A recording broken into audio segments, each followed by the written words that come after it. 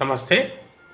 రాష్ట్రంలోని ఇంజనీరింగ్ కళాశాలలో జేఎన్టీహెచ్ పరిధిలో ఉన్నటువంటి కళాశాలలకు గత నెల 10వ తేదీ నుంచి ఎఫ్ఎఫ్సి ఇన్స్పెక్షన్లు జరిగిన విషయం అందరికీ తెలిసిందే. అందులో భాగంగానే ఎఫ్ఎఫ్సీలు అయిపోయిన తర్వాత కళాశాలలు అధ్యాపకుల తొలగింపుకు పూనుకున్నాయి.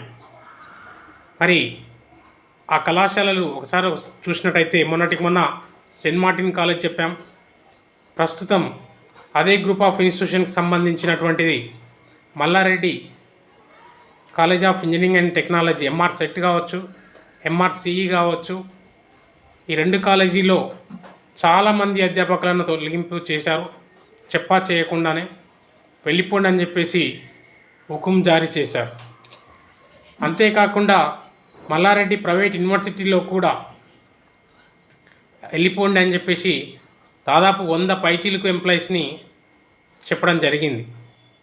మరి కాలేజీలు ఇన్స్పెక్షన్లు 2026-27కు సంబంధించిన ఇన్స్పెక్షన్ జరిగింది అంటే ఆ అధ్యాపకులను కొనసాగిస్తున్నాం కాబట్టి వారిని తనిఖీ చేయాలని చెప్పేసి ఎఫ్ఎఫ్సి ఇన్స్పెక్షన్ల టీంలకు ముందు రిపోర్టు పెట్టడం జరిగింది.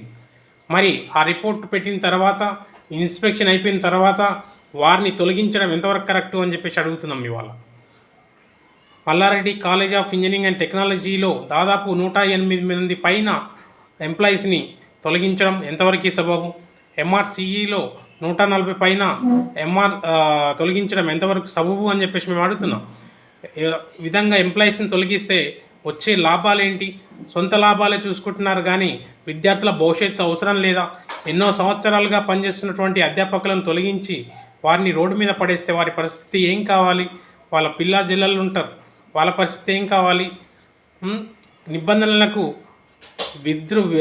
విరుద్ధంగా వ్యవహరిస్తున్నటువంటి మల్లారెడ్డి గ్రూప్ ఆఫ్ ఇన్స్టిట్యూషన్స్ పైన తగిన చర్యలు తీసుకోవాల్సినటువంటి అవసరం ఉంది అని చెప్పేసి నేను రాష్ట్ర ప్రభుత్వానికి తెలియజేస్తున్నాను.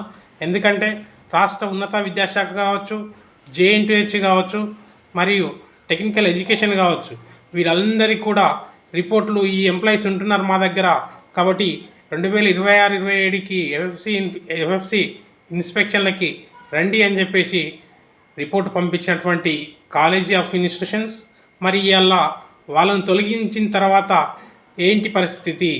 కాబట్టి జేఎన్టీహెచ్ ఖచ్చితంగా ఈ కళాశాలలపైన మళ్ళీ మరొకసారి ఇన్స్పెక్షన్ చేయాలని చెప్పేసి వారిని తొలగించినటువంటి అధ్యాపకులకు ముందస్తు ఏదైతే రిపోర్ట్ ఇచ్చారో ఆ అధ్యాపకులు ఎక్కడని చెప్పేసి అడగాల్సినటువంటి బాధ్యత కూడా యూనివర్సిటీకి ఉంది అని చెప్పేసి మేము అడుగుతున్నాం, తెలియజేస్తున్నాం. అంతేకాకుండా ఇవాళ తొలగించినటువంటి అధ్యాపకులను వెంటనే రిటర్న్ చేసుకోవాలని చెప్పేసి యాజమాన్యానికి తెలియజేస్తున్నాం.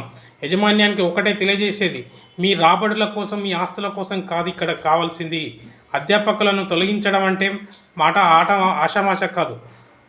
వారిని ఎందుకు తీసుకున్నాం, వారు ఎందుకోసం తీసుకున్నటువంటి పరిస్థితి, వారు తీసుకున్నటువంటి వారి అనుభవాన్ని ఇవాళ కాలేజీ ఆ స్థాయికి చేరింది అంటే కారణం అధ్యాపకులే కాదా? మరి 10-20 సంవత్సరాలు పనిచేసినటువంటి అధ్యాపకులను కూడా తొలగించడం ఎంతవరకు సబబు అని చెప్పేసి మేము అడుగుతున్నాం. ఇవాళ తొలగించినటువంటి అధ్యాపకులను వెంటనే రిటర్న్ చేసుకోవాలని చెప్పేసి మల్లారెడ్డి గ్రూప్ ఆఫ్ ఇన్స్టిట్యూషన్స్కి యాజమాన్యానికి మేము తెలియజేస్తున్నాం.